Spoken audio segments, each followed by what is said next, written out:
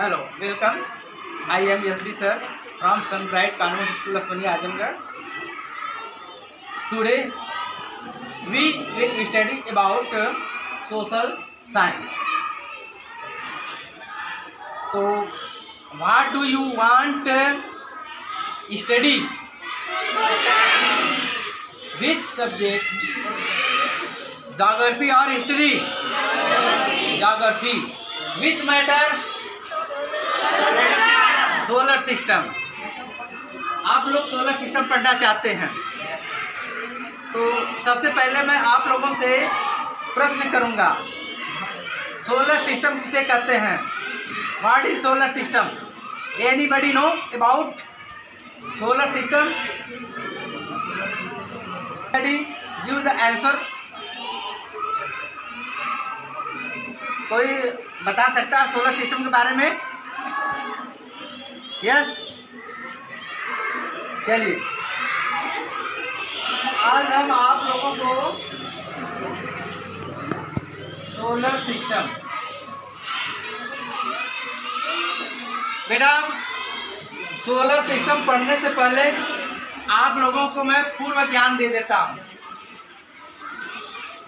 आकाश गंगा के बारे में हम लोग सुने होंगे, गैलेक्सी के बारे में सुने होंगे। आसमान में रात में जब आप लोग आसमान में देखते हैं तो ढेर सारे तारे नजर आते हैं। कभी आप लोग इसके बारे में सोचते हो? जैसे पृथ्वी है, पृथ्वी पर आप लोग रहते हैं, इसका एक अंत है। हम लोग यहाँ से चलेंगे, एशिया से चलेंगे तो अमेरिका, उत्तरी अमेरिका की तरफ जाकर के समाप्त हो सकता है। फिर से जब हम एंट्री करेंगे तो फिर से एशिया में आ सकते हैं। क्या आपने इसके बारे में कभी सोचा कि ये आसमान कितना बड़ा होगा? आसमान में आपका यह पृथ्वी भी तो ऐसे ऐसे घूम रही है। कभी आप लोग सोचे हैं कि आसमान कितना बड़ा होगा? बेटा गैलेक्सी किसे कहते हैं, कोई बता सकता है? देखिए गैलेक्सी का डिफिनेशन मैं लिखा हूँ।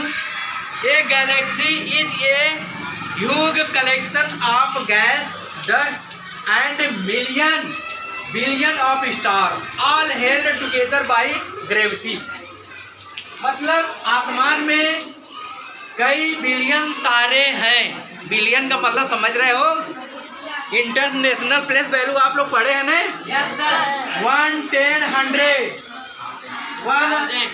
1000, 10,000, 100,000, 1 million, 10 million, 100 million, 1 billion, 10 billion, 100 billion।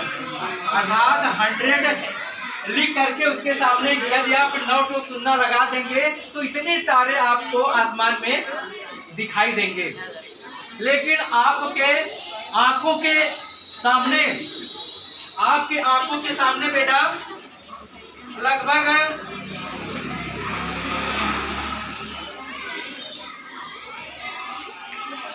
4 अरब वर्ष, 4 अरब वर्ष दूरी जो होता है, आपकी ये जो आंखें हैं 4 अरब वर्ष, 4000 वर्ष, ये जो उसकी दूरी है आप लोग तारे को देख सकते हैं।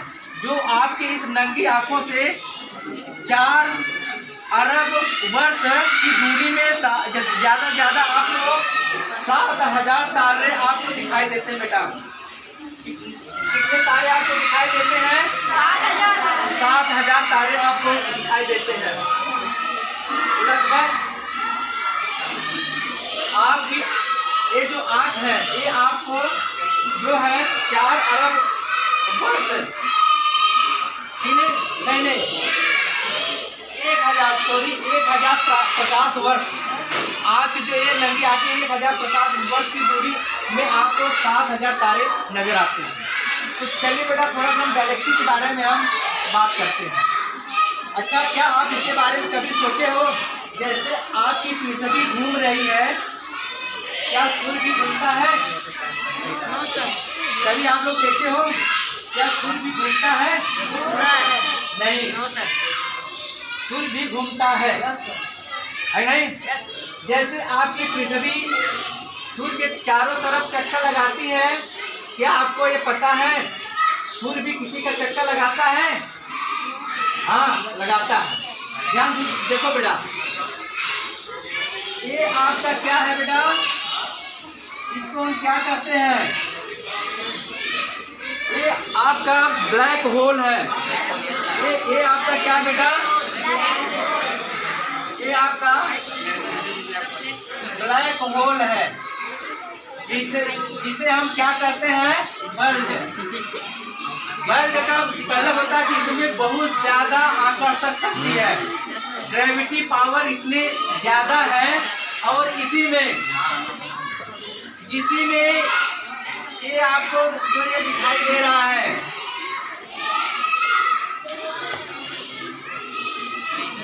ये आप देख रहे हैं ना, क्या जो बल्ब है,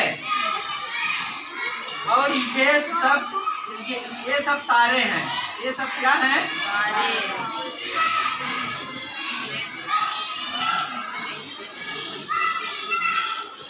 ये सब तारे हैं। ऐसे ऐसे मैं कर दे रहा हूँ।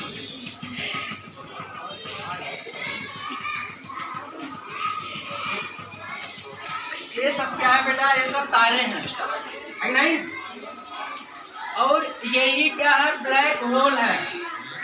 इसी को हम क्या कहते हैं, गैलेक्सी कहते हैं। इसी को हम क्या कहते हैं, गैलेक्सी कहते हैं, आकाश गंगा कहते हैं। क्या आप लोग ये बता सकते हो कि इसमें कितने तारे हो सकते हैं? इसमें बेटा लगभग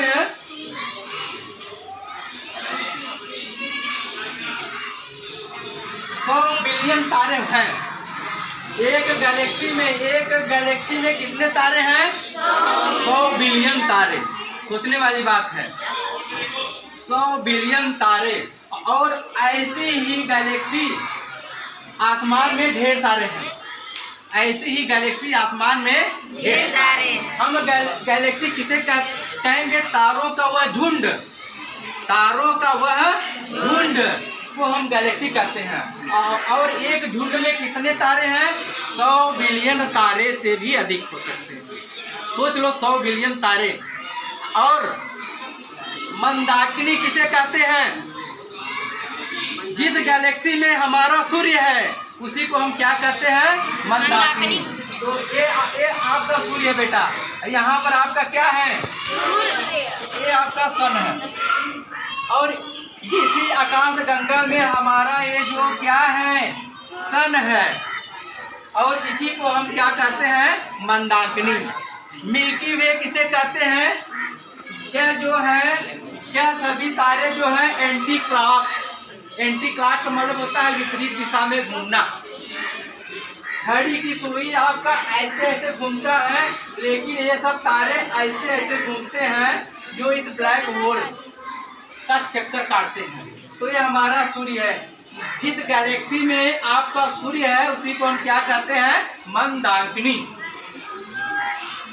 और ये जिस हिसाब से ये घूम रही है इसी को हम मिल्की वे कहते हैं। अर्थात इसका एक जो रूप नजर आता है, जैसे आप ग्लास में दूध भर के जैसे आप ग्लास में दूध भर करके चीनी को घोलते हो तो वो गोल गोल घूमता है, तो आपको कैसा नजर आता है?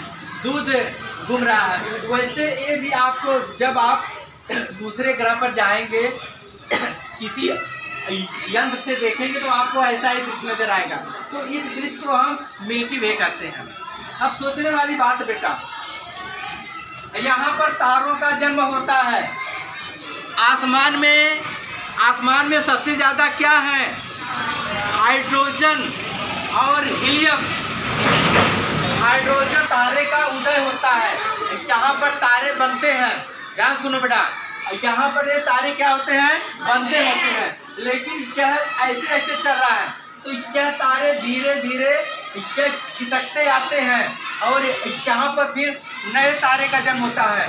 फिर ये ऐसे घिसकते आते हैं और अंत में सभी इसी ब्लैक होल में समा जाते हैं। एक दिन ऐसा भी आएगा कि सूर्य भी इसी ब्लैक होल में आकर के समा जाएगा। लेकिन चिंता मत करो, लगभग आपको यहाँ आने में 100 अरब वर्ष लग सकते हैं। 100 अरब वर्ष बाद ये सूर्य भी आकर के इसी ब्लैक होल में समा जाएगा। और सूर्य के साथ साथ ये जो 9 ग्रह है, जो 8 ग्रह सूर्य का चक्कर लगा, तो वो भी आकर किसी में समा जाएंगे। लगभग 100 अरब वर्ष तब तक आप लोग अपना पूरा पढ़ाई कर लेंगे, IAS PCS की डिग्री लेकर के पूरी कमाई कर लेंगे। आप भी 2-3 पीढ़ियाँ तो देख नहीं पाएंगे, कई पीढ़ियाँ ये बीत जाएंगी, आपको टेंशन करने की जरूरत नहीं है। तो ये बेटा देखो, यहाँ पर जब तारे का उदय होता है तो यहाँ पर तारे कैसे नजर आते हैं? सफेद। जब ये तारे धीरे धीरे जहाँ करीब में आते हैं तो यहाँ पर तारे कैसे नजर आते हैं? नारंगी कलर के। लेकिन जब तारे काफी करीब में आते हैं ब्लैक होल के, तो वो लाल हो जाते हैं, अर्थात अब वो समाप्त होने के कगार में आ जाते हैं। तो अब ये आपका जिस गैलेक्सी में आपका सूर्य है उसी को हम मंदाकिनी कहते हैं। तो यह बेटा गैलेक्सी के बारे में आपको समझ में आया? और ऐसी ही गैलेक्सियाँ आसमान में ढेर सारी हैं, ऐसी ही गैलेक्सियाँ आसमान में ढेर सारी हैं। और हो सकता है कि किसी गैलेक्सी में कोई सूर्य भी हो सकता है, कोई प्लेनेट भी हो सकता है, दूसरे गैलेक्सी में भी इंसान हो सकते हैं हम लोगों के जैसे, या दूसरे टाइप के इंसान हो सकते हैं, उस पर भी जीव की संभावना की जा सकती है। तो बेटा ये हमने सोलर सिस्टम पढ़ाने से पहले मैं आपको ये गैलेक्सी में बात, क्योंकि किसी गैलेक्सी में आपका सूर्य छुपा है। अब हम आपको सोलर सिस्टम के बारे में पढ़ाएंगे, इसको मैं बता दे रहा हूँ। पहले तो आप लोग सोलर सिस्टम का डिफिनेशन जानिए। सोलर सिस्टम का डिफिनेशन मैं लिखा हूँ, the solar system has 1 star. Solar system किसे कहते हैं? जिसमें एक स्टार हो, एक प्लेनेट हो, 5 ड्वार्फ प्लेनेट हो, एंड 100 ऑफ मून हो, एंड 100 ऑफ कोमेट्स हो, and more than a million of asteroid. Solar system उसे कहते हैं जिसमें एक सूर्य हो और उसमें 8 उपग्रह हों, और जिसमें 5 बौने ग्रह हों, 100 से अधिक चंद्रमा हों, और 1000 से ज़्यादा पुच्छम तारे हों, और लगभग 1 मिलियन से ज़्यादा उल्का पिंड हों। उसे हम क्या कहते हैं बेटा? सोलर सिस्टम कहते हैं। सोलर सिस्टम का एक बहुत बड़ा डिफिनेशन है। लेकिन हम आपको सोलर सिस्टम पढ़ाने से पहले आपको मैं यह बता दूं कि यह जो एक प्लेनेट है इसका उदय कैसे हुआ, इसका जन्म कैसे हुआ। आपको पता हो गया ना कि सूर्य की उत्पत्ति कैसे हुई है? हाइड्रोजन और हीलियम, यह लगभग 98% हाइड्रोजन और हीलियम और धूल के कणों के साथ जो एक नाभिकीय क्रिया से एक सूर्य एक दहकता हुआ आग का गोला है, जो यह लिक्विड धातुओं का एक लिक्विड मिक्स आग का गोला है, जो वह एक प्रकाश उष्मा दे रहा है। अब हम आपको इस 9 ग्रहों की उत्पत्ति कैसे हुई है उसके बारे में बताएंगे। देखिए बेटा, कई बिलियन वर्ष पहले, ये आपका क्या है बेटा? सूर्य है। ये आपका क्या है? सूर्य। कई बिलियन वर्ष पहले सूर्य के करीब से मैं आपको बेटा मैं क्या पढ़ा रहा हूँ? यह title of hypothesis James Jeans, यह जेम्स जीन्स की द्वारी परिकल्पना में, जेम्स जीन्स की द्वारी परिकल्पना में यह दर्शाया गया है कि सूर्य के करीब से एक विशालकाय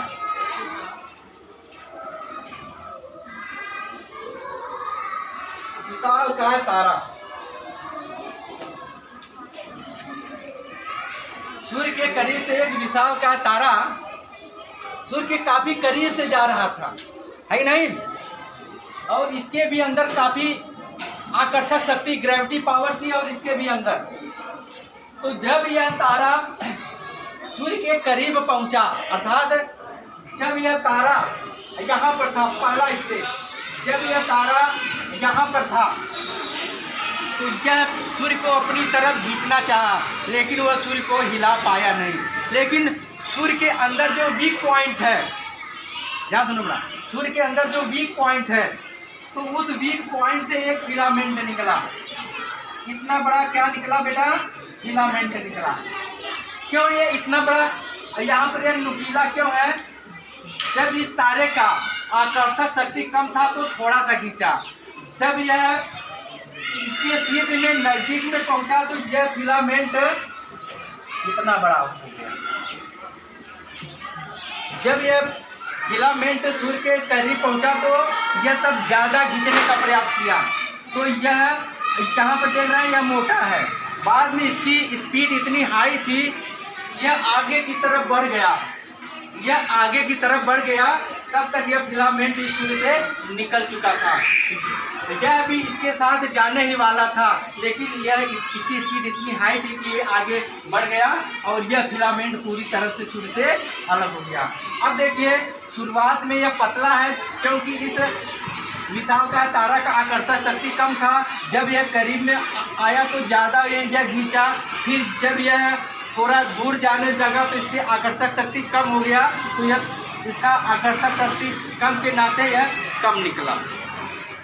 लेकिन बेटा बात यह है कि यह फिलामेंट, लोग प्रश्न करते हैं कि यह फिलामेंट जब यह सूर्य से निकला तो यह सट क्यों नहीं पाया, फिर इसको वापस चले जाना चाहिए था नहीं, लेकिन यह फिर वापस क्यों नहीं जाया? आप जैसे कि यह चुंबक है, आप घर पे ट्राई करिएगा, यह चुंबक है, चुंबक को ऐसे तोड़िए और तोड़ करके फिर आप सटाएंगे तो यह सटेगा नहीं। आप घर पर अपने अपने घर पर प्रैक्टिकल करिएगा। चुंबक को ऐसे तोड़ेंगे, तोड़ करके पुनः उसी अवस्था में सटाएंगे तो चिपकेगा नहीं। ठीक वही इसमें भी हो गया। जब यह फिलामेंट इसमें से निकला, इसमें धनायन और ऋणायन बन गया, अर्थात यह पुनः इसमें जा नहीं सका। अब देखिए, इसके बाद लोग प्रश्न करते हैं कि यह फिलामेंट सूर्य के चारों तरफ घूमने क्यों लगा? जाहिर सी बात है, जैसे आपका इंजन है, इंजन को स्टार्ट करने के लिए आप हैंडल मारते हो, ये एक बार हैंडल आपने मार दिया तो हमेशा चलता रहेगा, वो बंद होगा नहीं जब तक आप इसको बंद नहीं करेंगे। ठीक उसी तरह से इसमें गति पैदा करने वाला यही विशालकाय तारा है। आप चुंबक लीजिएगा और एक तरफ लोहे को रखिएगा और चुंबक को जैसे जैसे ऐसे करेंगे वैसे वैसे लोहा भी हिलेगा। घर पे प्रैक्टिकल करिएगा बेटा। एक तरफ आप लोहे को, छोटा सा लोहे का कण रखिए और एक तरफ चुंबक को जैसे जैसे ऐसे हिलाएंगे वो लोहा भी हिलेगा, हिलेगा कि नहीं? तो इसमें गति पैदा करने वाला यही विशालकाय तारा है। अब बात ये आती है कि यह फिलामेंट में यह 9 ग्रह कैसे उत्पन्न हो गए? जाहिर सी बात बेटा, जब यह फिलामेंट सूर्य से अलग हुआ तो यह दहकता हुआ एक मैग्मा, यह दहकता हुआ यह एक तरल पदार्थ जलता हुआ अंगारा था। लेकिन जब यह ठंडा हुआ, जब यह फिलामेंट ठंडा हुआ तो यह 9 भागों में परिवर्तित हो गया। अब इस फिलामेंट को मैं बड़ा सा बना दे रहा हूँ, इस फिलामेंट को मैं बड़ा सा बना दे रहा हूँ। लोग प्रश्न करते हैं कि इसी फिलामेंट से 9 ग्रहों की उत्पत्ति हुई है, जाहिर सी बात है। तो देखिए, कोई भी चीज़ जब ठंडी होगी तो वह टूट जाएगी। जैसे आप लोग घर पर कोई मिट्टी का खिलौना बनाते हैं, घर पर कोई मिट्टी का खिलौना बनाते कि नहीं? जब आप उसको धूप में रखते हैं तो सूखने के बाद जब उस मिट्टी का पानी वाष्प बनकर के ऊपर उड़ जाएगा तो वो दरारें पड़ के टूट जाती है कि नहीं? घर पे प्रैक्टिकल किए हो? वो ऐसे जब यह फिलामेंट ठंडा हुआ तो यह 9 भागों में खंडित हो गया, टूट गया, और ये टूटने के बाद यह 9 इसमें ग्रह बन गए ना, इसमें 9 ग्रह बन गए।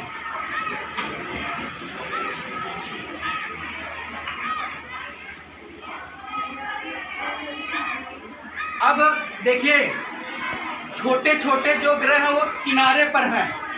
आप लोग सोलर सिस्टम में ये देख सकते हो बेटा, सोलर सिस्टम में ये देख सकते हो कि सबसे नजदीक में क्या है?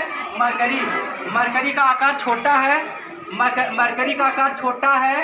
इसके बाद इससे बड़ा आपका शुक्र ग्रह है, फिर इससे बड़ा पृथ्वी है, पृथ्वी से फिर बड़ा आपका बृहस्पति है, फिर बृहस्पति से छोटा आपका शनि है, फिर शनि से छोटा आपका ये है यूरेनस नेपच्यून, तो इसी क्रम में ये चले गए हैं। तो जैसे जैसे उस तारे का आकर्षण बढ़ता गया, यह ग्रह भी बड़ा होता गया। तो यहाँ पर किनारे किनारे पर छोटे ग्रह हैं और बीच में ये बड़े हैं। तो ये आपका क्या है, मरकरी। मरकरी जो सबसे सूर्य के सबसे करीब में है। इसके बाद है आपका वेनस, शुक्र। इसके बाद है आपका अर्थ है, पृथ्वी है। ये आपका मार्स है, मंगल ग्रह। और ये आपका क्या है, बृहस्पति है, जुपिटर। और ये आपका सैटर्न है, शनि, यूरेनस, नेपच्यून, प्लूटो। तो ये आपका उसी क्रम में यह 9 ग्रहों की उत्पत्ति हुई। समझ में आ गया बेटा? सोलर सिस्टम हम लोग पढ़ रहे हैं। अब सोचने वाली बात यह है कि क्या छोटा क्यों हो गया, जबकि जब बढ़ते हुए क्रम में जा रहा, फिर इधर ये घटते हुए क्रम में हो रहा है। अरे भाई होता है, जैसे कि यही चाक है, इसको जब आप तोड़ेंगे तो यह 2 भागों में टूटेगा, लेकिन इसके कुछ छोटे छोटे अंश भी आपस में टूटते हैं। जैसे घर पर आप लोग लेडीज़ों का जो चूड़ी है, कभी कभी आप लोग फोड़ते हो ना, और कहते हो कि ये हमको कितना मया कर रहा है। तो चूड़ी को फोड़ते हो, जो उसका छोटा सा भाग छूटता है वही आपका मंगल ग्रह है। बाकी ये चूड़ी तो अलग अलग हो जाते हैं, लेकिन उस टूटने पर जो थोड़ा सा भाग टूटता है। इसी तरह से ऐसे ढेर तारे, जैसा कि मैंने सोलर सिस्टम में बताया कि ढेर तारे उल्का है, पुच्छल तारा है, जो जब यही 9 ग्रह आपस में टूटे तो उसके कुछ आपस में छोटे छोटे कण भी अलग हुए। बेटा आपसे कभी कभी प्रश्न किया जा सकता है, सूर्य के सबसे करीब कौन सा ग्रह है? मरकरी। सूर्य सौर मंडल में तीसरे नंबर पे कौन सा ग्रह है? सौर मंडल में सबसे बड़ा प्लेनेट कौन है? जुपिटर। और यह जिस क्रम से सूर्य से यह दूरी है, उसी क्रम से इनका चक्कर भी है। और यह सूर्य का चक्कर लगाने में जो समय लेते हैं, सूर्य के सबसे करीब आपका मरकरी है, फिर वेनस है, फिर अर्थ है, फिर मार्स है, फिर जुपिटर है, फिर सैटर्न है, यूरेनस, नेपच्यून। प्लूटो को बेटा बाहर कर दिया गया है क्योंकि वो अनियमित हो गया। वह सोलर सिस्टम का एक चक्कर करने में अनियमित हो गया, उसे ड्वार्फ प्लैनेट में घोषित करके उसको बाहर कर दिया गया। अब आप लोग ये देख सकते हैं,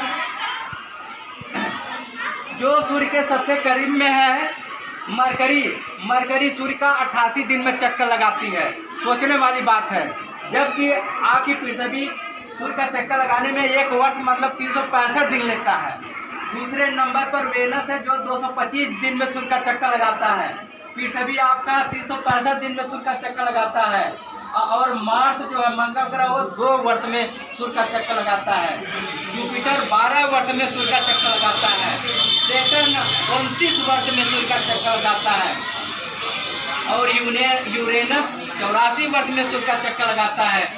वही नेपच्यून 165 वर्ष में सूर्य का चक्कर लगाता है।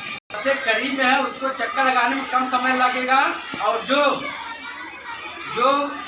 सबसे दूर है उसको चक्कर लगाने में सबसे ज़्यादा समय लगेगा। कभी कभी आप लोग धारावाहिक देखे होंगे, जब कार्तिकेय और गणेश में शंकर भगवान परीक्षा दे रहे थे कि कार्तिकेय और गणेश में कौन तेज है? तो शंकर भगवान पार्वती ने परीक्षा क्या किया कि जो इस पूरे ब्रह्मांड का चक्कर 3 बार लगा करके आ जाएगा, मैं उसी को बड़ा मानूंगा। तो कार्तिकेय अपने सवारी मोर था, पता नहीं क्या था, उस पर बैठ करके वो पूरा ब्रह्मांड का 3 चक्कर लगा रहे थे। और गणेश अपने माता पिता को इसी जगह खड़ा करके अपने माता पिता को 3 चक्कर लगा लिए, जो 1 ही मिनट में अपने माता पिता का 3 चक्कर 1 मिनट में लगा लिया। और उनको पूरे ब्रह्मांड का चक्कर लगाने में कई दिन लग गया। इसके बाद मतलब क्या है कि जो किसी ऑब्जेक्ट के करीब रहेगा उसको कम समय लगेगा, जो दूर रहेगा उसको ज़्यादा। और अंत में बुद्धिमान किसको माने लोग? गणेश को माने, ये बुद्धिमान। तो बेटा आपने सोलर सिस्टम के बारे में पढ़ा, इसके बारे में ढेर सारी जानकारी हुई कि नहीं? Yes sir. कि सोलर सिस्टम किसे कहते हैं, गैलेक्सी किसे कहते हैं, और सूर्य किस गैलेक्सी में है, उसका क्या नाम है, मंदाकिनी है कि नहीं? तो ये सभी प्लेनेट कितने कितने दिनों में चक्कर लगाते हैं, ये सब पूरा क्लियर है। अगले दिन हम पूछेंगे, ठीक है।